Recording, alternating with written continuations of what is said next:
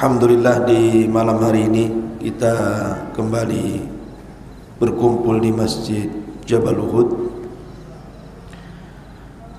dan kita lanjutkan kajian kita masih membahas Al-Qasasu wal Quran, kisah-kisah dan juga ayat-ayat dalam Al-Quran. Di dalam surah Al-Ahzab, tepatnya ayat ke-36, Allah Subhanahu wa taala berfirman, "Wa ma kana lil mu'minin wa la mu'minatin idza qada Allahu wa rasuluhu amran an yakuna lahumul khiyaratu min amrihim wa man ya'si Allah wa rasulahu faqad dhalla dhalalan mubina." Tidak layak bagi seorang mukmin laki-laki atau seorang mukmin perempuan apabila Allah dan Rasulnya memanggil kepada sesuatu kemudian ada kebimbangan dalam hatinya, maka barang siapa yang bermaksiat kepada Allah dan Rasulnya, maka dia telah tersesat dengan kesesatan yang nyata. Ayat ini Al-Ahzab 36 membicarakan tentang seorang sahabat Nabi SAW sekaligus anak angkat Rasul. Siapa namanya? Zaid ibnul Haritha. Zaid ibnul Haritha ini sejak kecil sudah dirawat Nabi SAW sampai dewasa. Akhirnya oleh Nabi SAW dicarikan jodoh. Maka Nabi SAW ketika itu melirik Zainab bintu Jahshin. Datanglah Nabi SAW kepada Zainab bintu Jahshin. Pada awalnya keluarga Zainab senang karena dikiranya yang meminang Zainab adalah Rasul. Tiba-tiba kemudian kecewa karena Nabi SAW bukan meminangkan untuk dirinya, tetapi untuk anak angkatnya Zaid ibnul Haritha. Maka ketika itu orang tuanya bimbang, apakah layak Zainab menikah dengan mantan budak, padahal dia anak angkat Rasul. Sampai akhirnya kemudian turun ayat ini, tidak layak bagi seorang mukmin laki-laki ataupun perempuan kalau dipanggil kepada sesuatu oleh Allah dan Rasulnya tiba-tiba ada kebimbangan, maka siapa yang bermaksiat kepada Allah dan Rasulnya, dia telah tersesat dengan kesesatan yang nyata. Ketika turun ayat ini, maka seluruh keluarga Zainab mengatakan sami'na wa ata'na, kami mendengar dan kami taat. Dari sini menikahlah Zainab dengan Zaid ibnul Haritha. Ini satu kisah. Kisah yang lain berkenaan dengan seorang sahabat namanya Julaibib.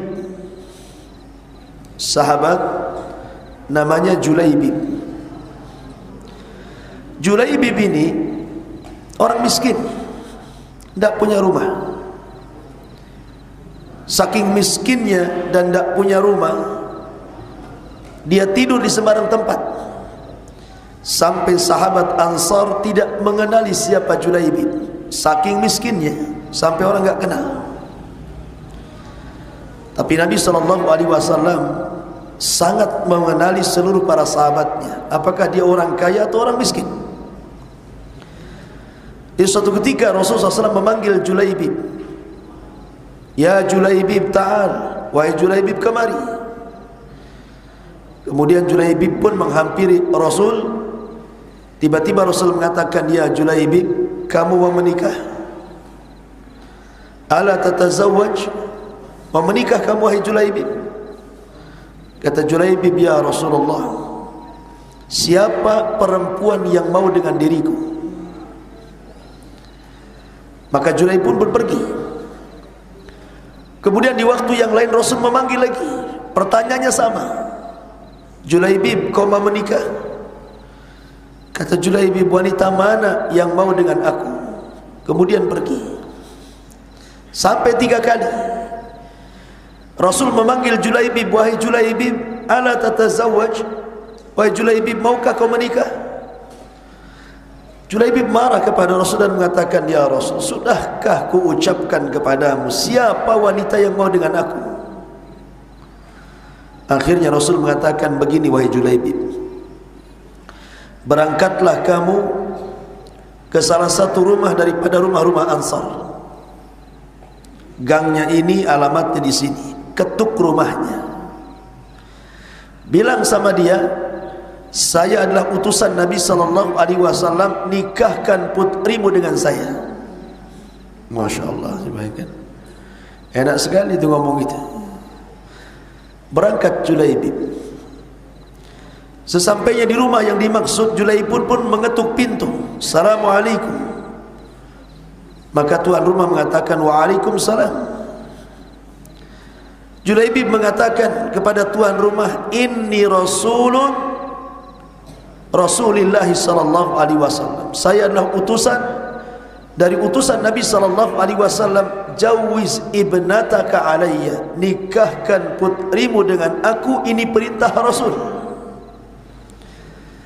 Rupanya wanita yang dimaksud Julaibib itu wanita tercantik dari wanita-wanita Ansar. Sementara Julaibib ini orangnya pas-pasan, tidak tampan, miskin, tidak punya rumah. Saking susahnya sahabat tidak mengenali Julaibib. Tiba-tiba datang kepada orang yang dianggap mulia dari kalangan Ansar dan mengatakan, "Saya adalah utusan Rasul, nikahkan putrimu dengan saya, ini perintah Rasul." Kagetlah orang-orang itu, apa maksudnya nih?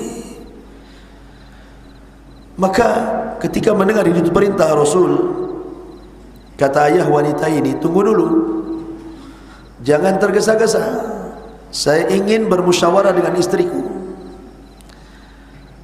Ketika istrinya bermusyawarah dengan bapaknya wanita itu, tiba-tiba berteriak, "Julaibib, gak mungkinlah anak saya menikah dengan Julaibib.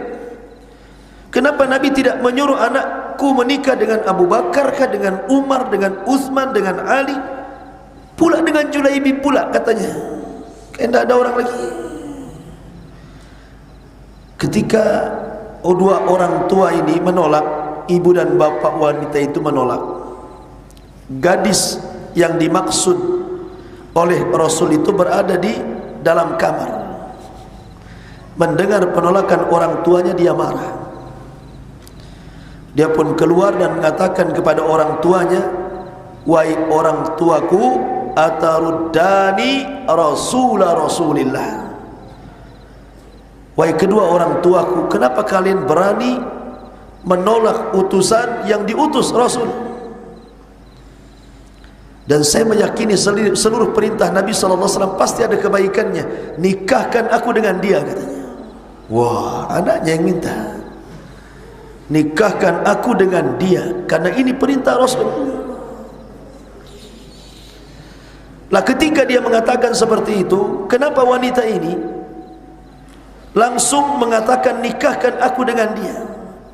Karena ketika itu turun ayat, "Wa ma kana li mu'minin wa la mu'minatin idza qadallahu wa rasuluhu amran an yakuna lahumul khiyaratu min amrihim wa may ya'sillaha wa rasulahu faqad dhalla dhalalan mubina." Tidak layak bagi seorang mukmin laki-laki atau perempuan apabila Allah dan Rasulnya memerintahkan sebuah perkara, tiba-tiba ada kebimbangan. Tidak boleh, karena kebimbangan itu bermaksiat kepada Allah dan Rasulnya. maka barang siapa yang bermaksiat kepada Allah dan Rasulnya, dia telah tersesat dengan kesesatan yang nyata. Makanya wanita ini mengatakan sami'na wa ata'na. Akhirnya menikahlah wanita cantik ini dengan Julaibib yang pas-pasan ini. Di malam pertama, harusnya seorang istri dan suami itu senang.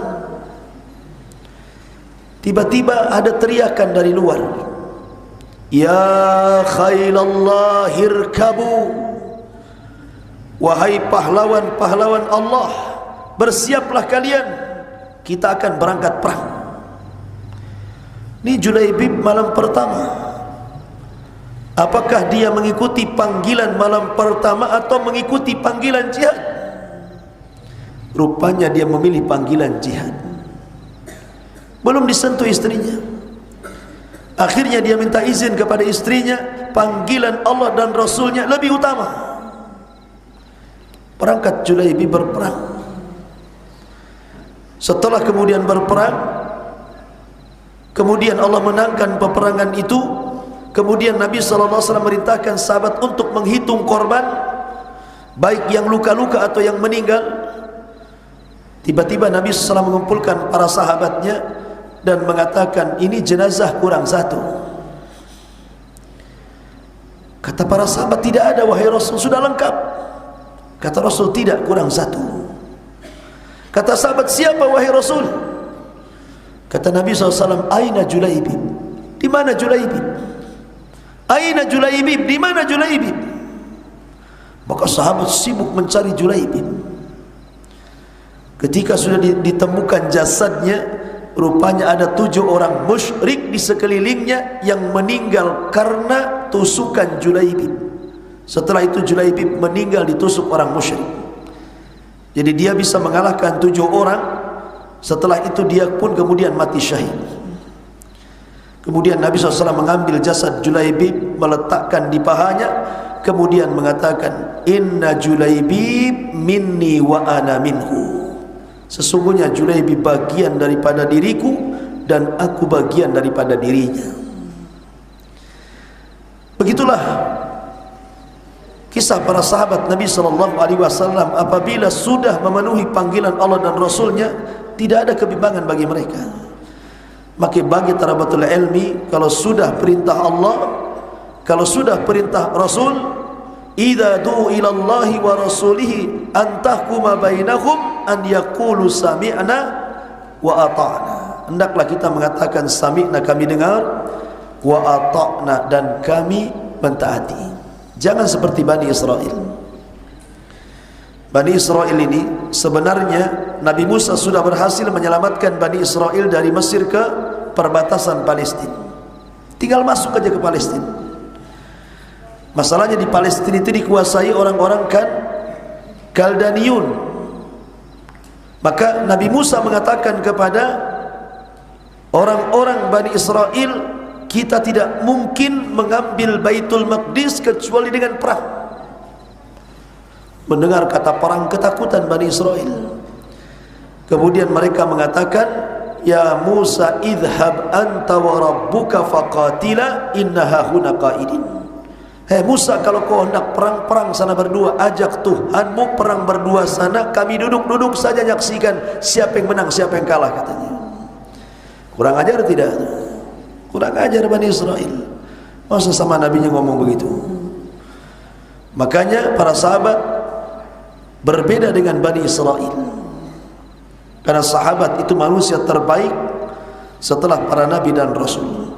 Wallahu a'lam bishawab. Karena suara juga ikhwan makin habis, lagi pilek kebetulannya. Subhanakallahumma bihamdika asyhadu an la ilaha illa anta astaghfiruka wa atubu ilaik. Allahu ta'ala alam. Assalamualaikum warahmatullahi wabarakatuh.